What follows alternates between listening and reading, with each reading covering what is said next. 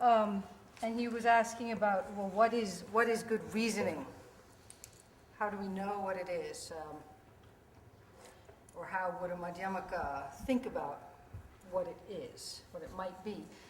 And it crossed my mind that there are some people who study argument sort of more from the rhetorical perspective, who make a distinction or who make reference to a distinction which may or may not be something we would want to uphold, between persuading versus convincing.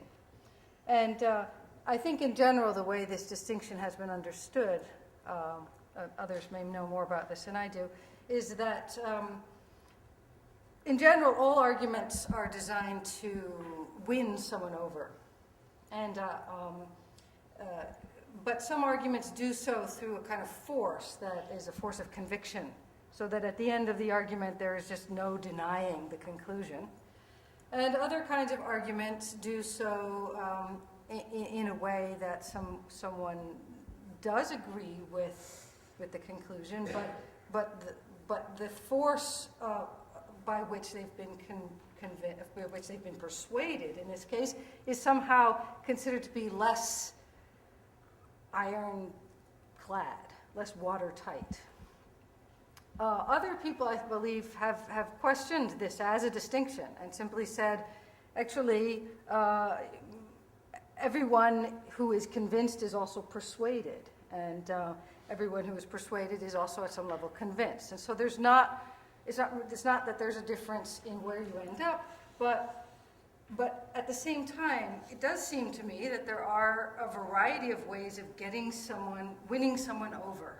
If part of the point of an argument is to get someone to see things your way, or to agree with you that, for example, Nagarjuna is an anti-foundationalist, or to assent to the idea that Madhyamaka has a soteriological project in mind, you give reasons and people listen and presumably eventually agree that you may be right. But you also do it through examples, metaphors, and stories. And this is one place where I thought that some of what Sandy was pointing to would be important and interesting for us to look at, and that is, in addition to what appear to be arguments on the order of the kind of structures that Jan was describing, where we sort of agree on premises and come to conclusions, there are other aspects to Madhyamaka reasoning that appear to ask us to do sort of thought experiments, to imagine. And I think in particular, a lot of these are in the places where Nagarjuna and others bring up images of magical illusions and talk about the ways in which the magician is or is not seduced by the magically conjured beautiful girl. So I guess what I want to say here is that when we ask what is good reasoning, I think we also have to expand our notion of what constitutes argument to allow for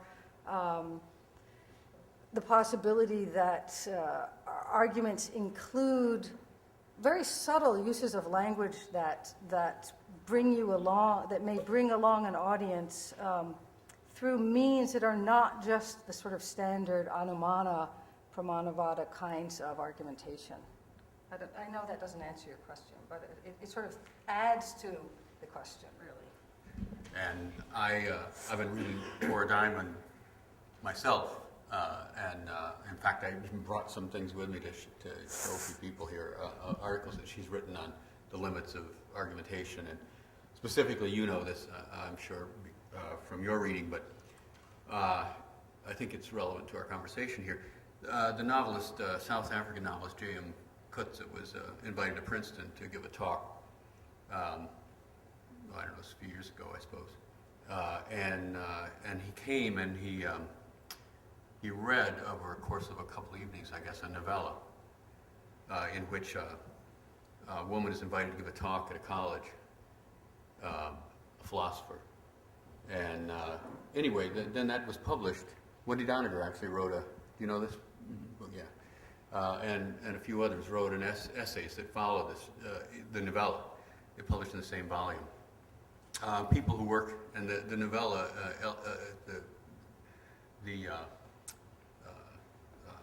Elizabeth Costello is an animal rights person who is having a great deal of anxiety about people who eat meat. And people who write about the ethics of animals' concerns and the way humans use animals have been having this conversation, and Cora Diamond is one of them, about how the bankruptcy of argument in changing people's hearts.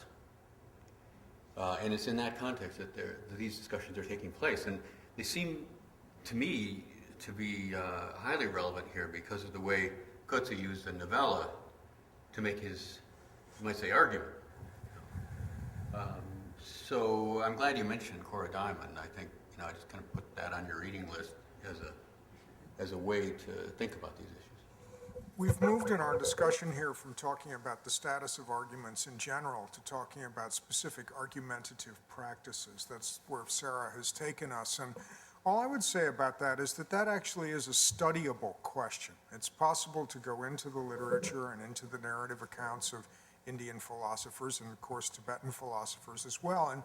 And you can actually reconstruct, with relatively modest evidence, a pretty good picture of what argumentation was like and how people used the arguments that we've been talking about here in specific contexts. Stan referred to this earlier.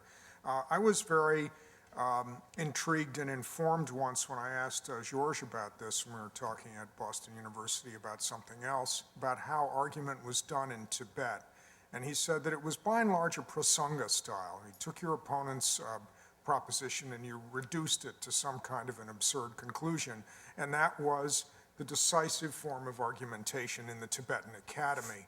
And that gave me new eyes for Bhaviveka, because for him the decisive form of argumentation really is the Swatantra Anumana. That is, you have to assert a thesis, give a reason, give an example, and then apply it in various ways. So in a section of my book, I tried to write a bit of an account of what the discursive context would be like in which those arguments were used. And you can begin to build up a picture from that book of how those things functioned, actually. You know, you can see a sequence of arguments evolving where an opponent comes back and makes a certain kind of claim, and then you have to respond to that claim in a certain way. And it often ends up, you know, just to sort of confirm what Sarah said about rhetoric, in some sort of ridicule. You know, you say at the very end, for example, one of the arguments that Bhaviveka uses against the Yogacara is you keep coming back to the same thing again and again and again. You make the same mistake. Arguing with you is like giving an elephant a bath. The elephant goes in, you wash all the dirt off its back, it crawls out of the river, not crawl, it walks out of the river, it strides out of the river and throws dirt on its back. I guess that's something elephants do. So arguing with a Yogacara is like trying to give an elephant a bath. You remove one bad position and they throw more positions on, more dirt on their back. And another argument has to do with this Bodhisattva Bhumi passage, where he says that this passage obviously is an expression of your pride. It's like the vomit of undigested pride. And the word in Sanskrit has a very nice, insulting edge. So in some ways, in these little glimpses, it takes you into the debating academy. And you get a little bit of a sense of how verses are bounced back and forth. People make various kinds of claims, parry claims, quote sources, use sources ironically where they, I mean, in one, I'm sorry, I'm talking too long, but you know, where you can quote a verse, spin it in a certain way so that it has a certain kind of rhetorical force, and you get a sense of the ebb and flow of the rhetorical texture of these settings. It's studyable, and it certainly does shape our understanding of what an argument was like in that particular setting, as it would be also in Tibet. George. We've been talking about argument and reason, and you've just made the point that argument involves irony, metaphor, tropes, and jokes. I like that. Jokes, that's one I hadn't come up with yet. That's right there. So